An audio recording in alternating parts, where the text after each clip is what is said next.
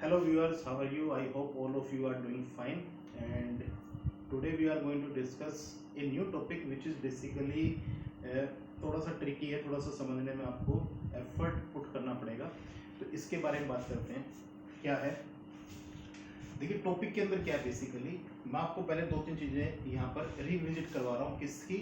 Unit की। Basically क्या है कि यूनिट क्या है, एक पर्टिकुलर पैरामीटर है जिसके रेफरेंस में हम बाकी सारे के सारे उस पर्टिकुलर फिजिकल क्वांटिटीज के जितने भी चीजें आएंगी उसको उसके रेफरेंस के हिसाब से मापेंगे। जैसे फॉर एग्जांपल मैंने कहा कि ये लेंथ ए टू बी, इतनी लंबी जो लेंथ है इसको मैं क्या कहूंगा, 1 मीटर कहूंगा। तो इसके रेफरेंस में मान लीजिए कोई ये लेंथ आ गई, ये इससे डबल है तो मैं कह दूंगा इसको 2 मीटर है। ये इससे 1.5 गुना है तो मैं क्या कहता हूँ 1.5 मीटर है। लेकिन ये 1.5 मीटर का मतलब क्या हुआ, जो मेरे पास ये लेंथ है इसका मैं 1.5 गुना कर दूं तो इस लेंथ के बराबर हो जाएगा। इसके हाफ कर दूं, हाफ कोई लेंथ है आगे, तो मैं कहूँगा कि ये है 0.5 मीटर। इसका मतलब क्या है कि जो मेरे पास मीटर की डेफिनेशन है या जो मेरे पास मीटर को मैंने यूनिट माना है उसके रिस्पेक्ट में इसकी लेंथ कितनी है, हाफ है। मैं कह दूं 1 सेंटीमीटर, तो मैं क्या कहूँगा इस मीटर की लेंथ का मैं 100 टुकड़े कर दूं तो इक्वल टुकड़े कर दूं तो एक जो टुकड़ा होगा उसके बराबर इसकी लेंथ है, जो मेरे पास ये छोटा सा टुकड़ा रखा हुआ है। तो इस तरीके से हमने एक रेफरेंस सेट किया जिसमें मैंने क्या कहा कि मैं इस लेंथ को मेरा रेफरेंस मानूंगा, इसके रिस्पेक्ट में बाकी सारी लेंथ को या यूनिट्स को मेजर करूंगा। ठीक है ना। तो अब इसके बाद ये तो एक देश की कहानी थी। मान लेते हैं कि दूसरा देश है फॉर एग्जाम्पल, वो कहता है कि भाई आपने जितनी लेंथ ली है मैं उतनी लेंथ को 1 मीटर नहीं मानता हूँ अपने देश में, और मैं ना ही इसको मीटर कहूंगा, मैं इसका नाम भी कुछ और रख देता हूँ। ठीक है। तो उसने कहा कि मैं भाई इतनी लेंथ को ए टू बी इसको एक्स यूनिट मानता हूँ, इसको कहता हूँ मैं एक्स है, एक्स डैश इसका। और ये एक्स डैश जो है आपके किसी पर्टिकुलर 1 मीटर है, 1 मीटर से अगर हमें पता लगा कि ये कुछ गुना बड़ा है, कितना गुना हो सकता है कि वो एक्स गुना बड़ा है, ये आपकी कितने बराबर है कोई पूछे। अब आप इसको भी तो मेजर कर ही सकते हो, इसका रख के आपने जब इसको मेजर किया बोल आपने कहा कि यार ये जिसको रेफरेंस मानते हैं वो हमारे वाले रेफरेंस से एक्स गुना ज्यादा है, तो इसका मतलब मैं क्या कह दूंगा, ये एक्स मीटर है। मैंने ऐसा बोल दिया कि भाई ये हमारे रेफरेंस के कुछ ज्यादा बड़ा भी हो सकता है, छोटा भी हो सकता है, वो तो कोई बात नहीं है, लेकिन ये एक्स गुना है। ये x गुना में हाफ भी हो सकता है, 2 भी हो सकता है, कुछ भी वैल्यू आप यहाँ x की रख सकते हो। तो सबसे पहली बात तो ये है। तो दो अलग अलग देश हैं जहाँ दो अलग अलग टाइप के रेफरेंस रखे गए हैं जिनकी लेंथ कुछ हो रहा है। तो आपके पास जो शैंडल है अपना 1 मीटर, उसके रेफरेंस में आपने कहा कि इसकी जो लेंथ है वो x मीटर है। ठीक है। अब यहाँ से दूसरा क्वेश्चन बात करते हैं। तो ये बात आपको समझ में आ रही है। वो हो सकता है ये मास को भी अलग अलग करते हो, आपका कोई मास है जिसको आपने 1 किलो कहा है, ये किसी और मास को 1 किलो नहीं कहते होंगे, ये कुछ और कहते होंगे, लेकिन उसकी वैल्यू आपके 1 किलो के रिस्पेक्ट में कुछ भी हो सकती है। जैसे फॉर एग्जांपल ये आपको आपने कहा कि ये वाला जो मास है वो 1 केजी है, इनके पास एक छोटा मास है, इन्होंने कहा कि ये 1 केजी नहीं है, ये भी कुछ वाई डैश है, हम इसको कहते हैं वाई डैश है। आपने पता किया इसकी, आपने कहा दिया कि जैसे इसको 1 केजी का है, ये 1 वाई डैश है, ये 1 एक्स डैश है, ऐसे आपने बोल दिया। जब आपने इन दोनों को मेजर किया तो आपको कुछ पता लगा कि यार ये तो इसके y गुना है। y गुना मतलब इससे छोटा भी हो सकता है, बड़ा भी हो सकता है, मतलब इसका 0.5 गुना भी हो सकता है, मतलब इससे आधा भी हो सकता है। जब इसको कंपेयर किया तो आपने कहा कि ये कितना है, y kg है। ये बात आपको समझ में आ गई। ये क्या कहते हैं इसको, ये 1 y डैश कहते हैं इसको। इस लेंथ को ये क्या कहते हैं, 1 x डैश। लेकिन जब हमने मेजर किया तो हमारी लेंथ की रिस्पेक्ट में ये इतने गुना थी, हमारे मास के रिस्पेक्ट में ये इतने गुना था। तो ये हमें दो बातें यहाँ पर समझ में आ चुकी है। ठीक है। अब आपको एक छोटी सी चीज बताता हूँ, ये तो फंडामेंटल यूनिट्स हो गई। अब इसके अलावा ड्राइव यूनिट्स हैं। ड्राइव यूनिट में जैसे फोर्स मान लिया मैंने, फोर्स, फोर्स की यूनिट क्या है, ड्राइव यूनिट, फोर्स की यूनिट न्यूटन, ये फोर्स की यूनिट है। ठीक है।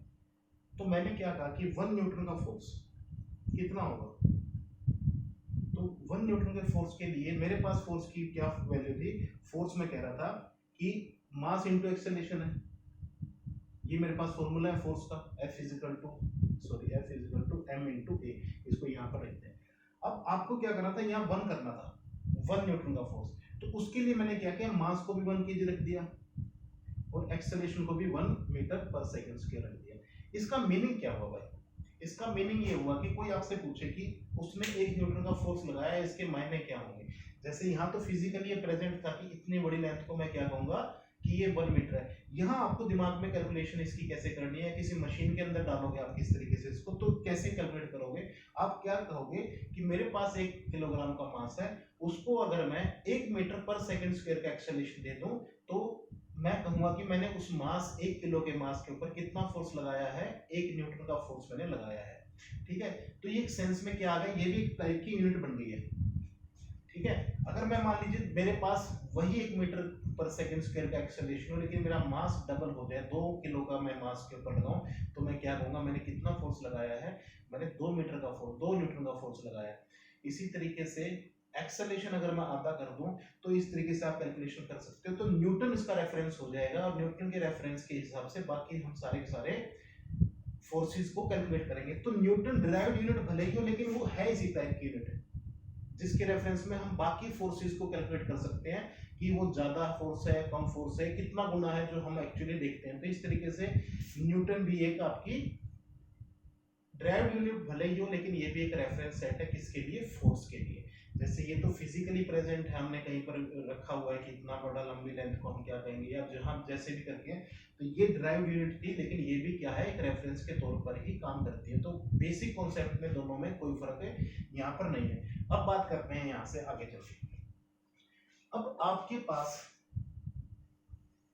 कोई केस आ गया, फॉर एग्जांपल यहां पर आप बोलते हो न्यूटन, एसआई अपने देश में, या आप यहां बोलते हो न्यूटन किसकी यूनिट, फोर्स की। और यहां मान लेते हैं आप बोलते हैं उसको न्यूटन डैश। ठीक है, कोई केस आ गया, किसी ने उसको, किसी ने किसी चीज को फोर्स लगाया, थप्पड़ मार दिया, कुछ भी था, उसने कहा कि इसने 5 न्यूटन डैश का फोर्स लगाया जी मेरे ऊपर, जो इसने मेरे ऊपर अटैक किया वो कितने फोर्स से किया, 5 न्यूटन डैश के उससे फोर्स से इसने मेरे साथ ये जबरदस्ती किया, जो भी था एक्सवाइजेड चीज है। उसी तरीके से आपके पास यहाँ पूछेगा कि भैया जज को तो पता है न्यूटन डैश, ही बोला कौन सी यूनिट होती है न्यूटन डैश, यार ये तो बता तो दो। तो ये पूछेगा कि भाई मेरे को तो न्यूटन का तो पता है, तो मुझे न्यूटन में बता दो कि कितना क्या कुछ इसका हिसाब किताब बन रहा है, इसने कितना फोर्स लगा दिया इसके ऊपर, यार ये तो कुछ ज्यादा ही समझ में नहीं आ रहा मेरे को। तो आपको कन्वर्ट करना है कि भाई यहाँ पर अगर एक न्यूटन डैश है फोर्स, जो इन्होंने माना रेफरेंस फोर्स का, उससे आपका जो न्यूटन है या आपकी जो यूनिट है वो कितनी छोटी या बड़ी है।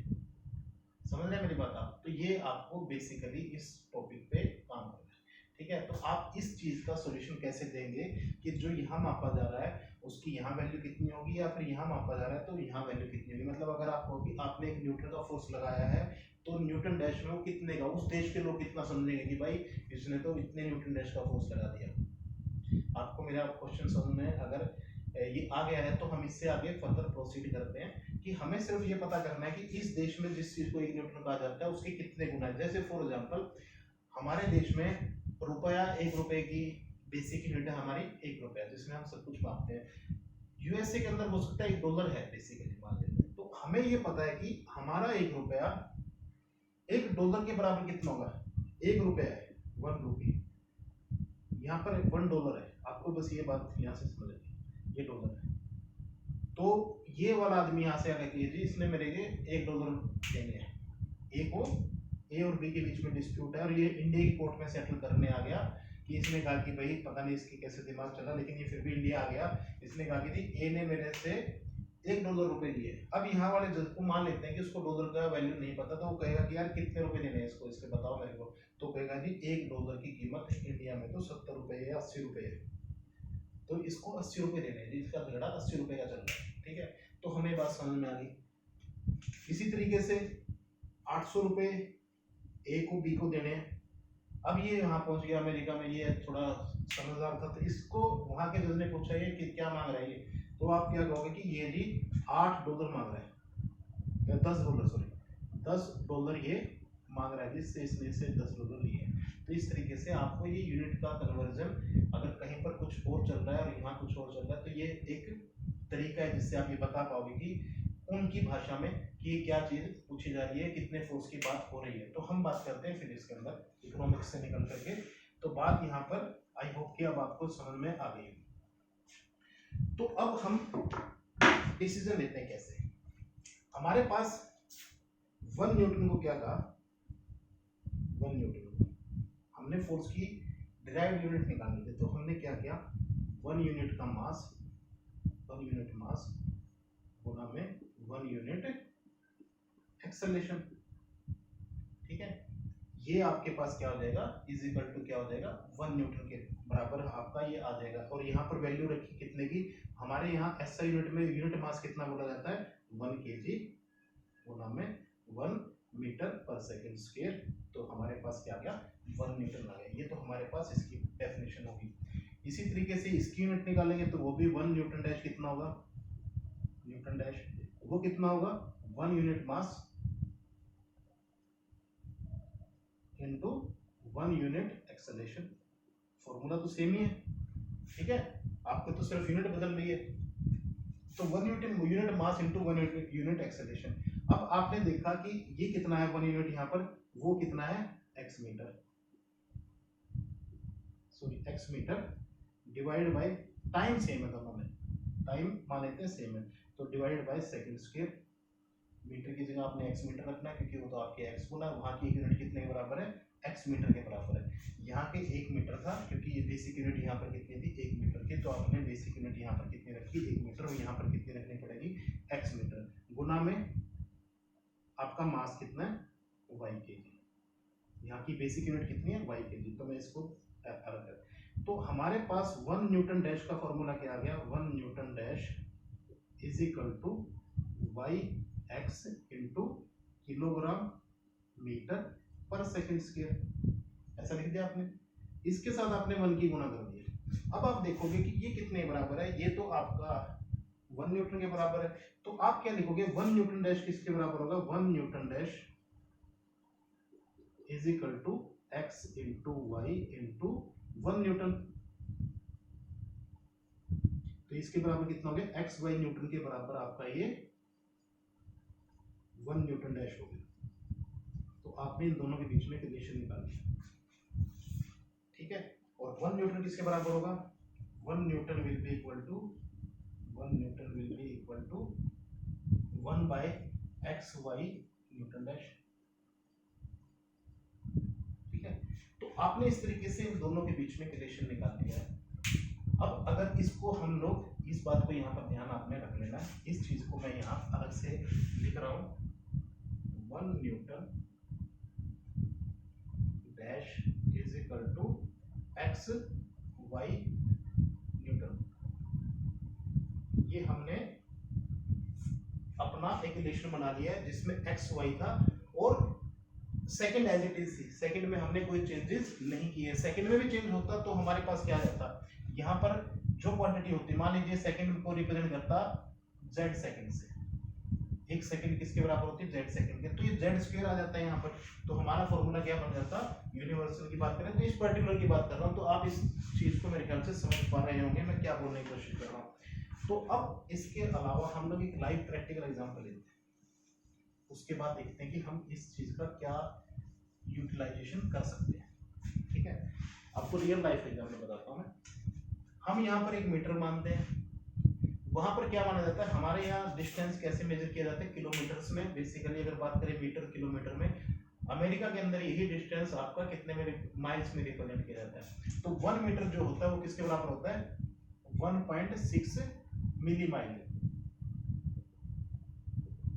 ठीक है। माइल का 1000वां हिस्सा अगर हम लोग करते हैं तो क्या हो जाएगा, वो मिली माइल बोल सकते हैं इसको। हालांकि कुछ नाम और भी हो सकता है, लेकिन मैंने तो जो कॉन्सेप्ट था मिली लगा दिया 10⁻⁻3, तो उसके हिसाब से मेरे पास ये इक्वेशन आ गई है, ठीक है।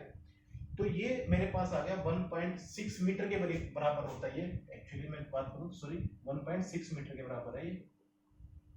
और एक माइल का 1000वां हिस्सा था वो, उसको आप ये भी इस तरीके से ले सकते हैं। तो 1.6 मीटर के बराबर है, इसको मान लेता हूँ मैं 1 मिली माइल, सॉरी वैसे 1 मिली माइल, ये मैंने बात बोल दी, 1 मिली mile is equal to 1.6 metre. तो किलोमीटर में लिखूंगा इसी को, तो ये कितना हो जाएगा, 1000 के साथ गुणा कर दूंगा तो 1 मीटर को अगर मान लीजिए 1.6 मीटर हो गया इसका, बेसिकली ये आपका 1 मीटर है और आपका ये कितना हो गया 1.6 मीटर हो गया, ठीक है। अब बात करते हैं मास की। यहाँ पर मास किस में मापा जाता है? 1 किलोग्राम में, और हम यहाँ मास मानते हैं किस में मापते हैं? पाउंड में। पाउंड बेसिकली क्या होता है? पाउंड है आपका 2/5 किलोग्राम। ये आपके पास दूसरा एग्जांपल कि 1.6 मीटर है और 2.5 केजी है। अब आपको फोर्स मेजर करना है। फोर्स आप मेजर करने गए तो फोर्स की 1 न्यूटन फोर्स आपने क्या किया? 1 न्यूटन कितना होगा? Will be equal to 1 KG metre पर सेकेंड स्क्वायर। ये आपने यहाँ मेजर कर लिया। अब यहाँ बात करते हैं 1 यूनिट की। यहाँ पर 1 न्यूटन डैश कितना होगा? जो यहाँ की यूनिट है 1 न्यूटन डैश, वो कितना होगा? 1 यूनिट मास, 1 यूनिट आपने मास लिया, वो कितना गया? 2/1 पाउंड इंटू 1 मीटर, वो इसको बोलते हैं मिलीमाइल, बोल देते हैं 1 मिलीमाइल बाय आपका सेकंड स्क्वायर। ये आपका आ गया 1 second square. Time as it is आपने रख दिया 1 सेकंड स्क्वायर। अब आपके पास क्या आ गया? 1 न्यूटन डैश। इसको आपको कन्वर्ट करना है किसमें? किलोग्राम और मीटर्स के अंदर। तो आप इसकी जगह क्या लिखोगे? 1 पाउंड इज इक्वल टू इतना, तो पाउंड की जगह आप क्या लिख दोगे? 2/5 KG into 1.6 metre divided by 1 second square. आपने कर दिया। तो 1 न्यूटन डैश कितना आ जाएगा? 2/5 इंटू 1.6। ये पूरी यूनिट क्या बन जाएगी? न्यूटन। तो आपका क्या बन गया? ये। तो आपका फैक्टर देखिए क्या बन गया? ये आपका y था और ये आपका x था। तो ये दोनों के दोनों गुना हो गए और आपके पास ये फॉर्मूला आ गया। तो 1 newton will be equal to 1 newton dash will be sorry equal to, इस तरीके से आप इसको कन्वर्ट कर सकते हैं। तो अब आपको क्या पता लग गया कि फॉर्मूले के अकॉर्डिंगली आपको कहाँ रखना है? जो भी एक फैक्टर है उसके हिसाब से यहाँ पर पुट करते हुए चले जाना आपको नेक्स्ट में, और आपके पास एक फॉर्मूला आ जाएगा। अब हम बात कर सकते हैं इस चीज के बारे में कि जैसे फॉर एग्जांपल इसी चीज को हम लोग ले तो क्या ले सकते हैं? फॉर्मूले के अकॉर्डिंगली आपको ये सेटलमेंट कर लेनी है कि एक्स वाई कहाँ रहेंगे और जेड की इक्वेशन क्या रहेगी। तो आपको कोई भी एक सॉल्यूशन इसका, सॉरी इन द सेंस कि आपको हर एक फॉर्मूले के अकॉर्डिंगली इसको वैल्यूज को पुट करते हुए चलना है, और आपको एक इसका क्या मिल जाएगा फाइनली? इसका आंसर आपको आपके पास हो जाएगा। तो हम इसके बाद क्या कर सकते हैं? जैसे फॉर एग्जांपल आपका बात करें तो इसके बारे में बात करें, 1 न्यूटन आपको गिवन है। तो 1 न्यूटन आपके पास कितना हो जाएगा? 1/xy Newton. तो आपको अगर 1 न्यूटन की वैल्यू निकालनी होती तो 1 newton will be equal to 5/2 into 1.6 into newton dash. तो इसकी दोनों की ही इंटरचेंजेबली किसी भी तरीके से आपसे पूछ सकता है, तो आप अकॉर्डिंगली आप इसको निकाल सकते हो। ठीक है, तो इस तरीके से आप इसको प्रोसीड करोगे तो आपको ये क्वेश्चन मेरे ख्याल से, अगर अभी भी कोई कंफ्यूजन आपको रही तो प्लीज़ आप इसको कमेंट सेक्शन में डाल सकते हैं। और ये आपका एक लास्ट टॉपिक था। इसके बाद आपको एक असाइनमेंट प्रोवाइड की जाएगी जिसमें से आपको क्वेश्चंस को सोल्व करना है।